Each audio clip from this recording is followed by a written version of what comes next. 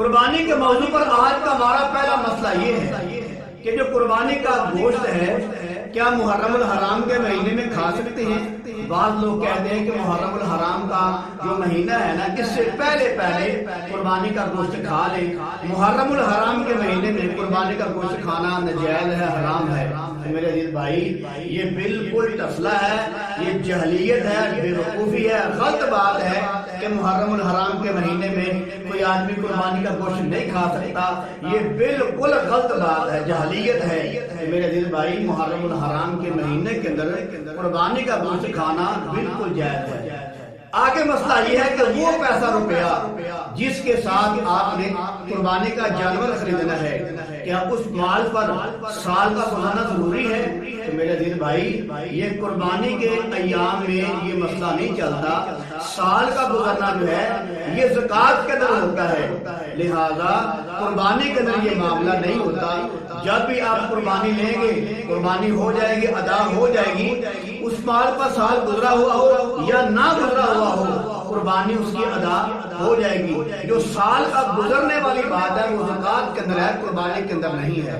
آگے مسئلہ یہ ہے، اگر کسی آدمی نے عید کی نماز پڑھنے سے پہلے قربانی کر دی تو کیا اس کی قربانی ہو جائے گی؟ میرے عزیز بھائی، عید کی نماز پڑھنے سے پہلے اگر یہ آدمی قربانی کر لیتا ہے، اس کی قربانی ضائع ہو جائے گی، اس کو دوبارہ جانور لے کر قربانی کرنی پڑے گی۔ آگے مسئلہ یہ ہے کہ بعض لوگ قربانی کی قبولیت میں شک کرتے ہیں، پتہ نہیں قربانی قبول ہے یا نہیں ہوئی ہے یا نہیں ہوئی۔ میرے دل بھائی، یہ جاہلیت ہے، یہ بے وقوفی ہے، اللہ معاف فرمائے۔ یہ اللہ تعالیٰ کی ناشکری ہے، جبکہ نبی کی حدیث مبارکہ ہے کہ جب جانور کو ذبح کیا جاتا ہے، اس کا پہلا قطرہ خون کا زمین پر گرنے سے پہلے اللہ تعالیٰ اس کی قربانی کو قبول کر لیتے ہیں۔ تو آدمی کون ہو سکتا ہے یہ کہنے والا پتہ نہیں قبول ہوئی کہ نہ ہوئی؟ میرے عزیز بھائی، شاید آپ نے وہ حدیث مبارکہ سنی ہو یا پڑھی بھی ہو، بخاری شریف کی پہلی حدیث مبارکہ ہے، انما الاعمال بالنیات، آدمی کے عمل کا دار و مدار اس کی نیت پر ہوتا ہے۔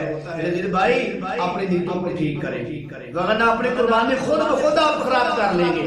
اپنے ذہن کے مطابق اپنی نیتوں کو ٹھیک کریں، نیت یہ رکھیں انشاءاللہ العظیم اللہ ہماری قربانی کو قبول فرمائیں گے۔ اور نبی کی حدیث مبارکہ بھی ہے کہ وہ خون کا پہلا قطرہ زمین پر گرنے سے پہلے آدمی کی قربانی قبول ہو جاتی ہے۔ لہذا شک کرنا یہ جہلیت ہے، کم علمی ہے، کم عقلی ہے۔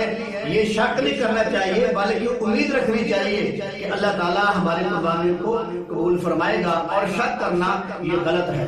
آگے مسئلہ یہ ہے کہ جو قربانی کا جانور ہے اس کے گوشت کے بارے میں آدمی کو کیا نیت کرنی چاہیے؟ تو میرے دل بھائی، وہ جو قربانی کا گوشت ہے، قربانی کا جانور ہے، اس کا جو گوشت ہے، اس کے بارے میں گوشت کھانے کی نیت نہ کریں بلکہ ثواب اور عبادت کی نیت کرنی چاہیے۔ آگے مسئلہ یہ ہے کہ قربانی کا جانور خریدتے وقت یہ نیت تھی کہ بعد میں کچھ اور لوگوں کو بھی شریک کر لوں گا، تو اس نے واقعتاً بعد میں 2-4 آدمی اور شریک کر لیے۔ قربانی کا جانور تھا بڑا جانور جس کے اندر 7 حصے ہوتے ہیں، تو اس نے واقعتاً 2-4 حصے جو ہیں 2-4 آدمی اور شریک کر لیے۔ تو ایسے جائز ہے؟ میرے عزیز بھائی، اس نے پہلے نیت کی ہوئی تھی کہ بعد میں چند لوگوں کو اور شریک کر لوں گا، اگر اس نے شریک کر لیا ہے تو یہ بالکل جائز ہے۔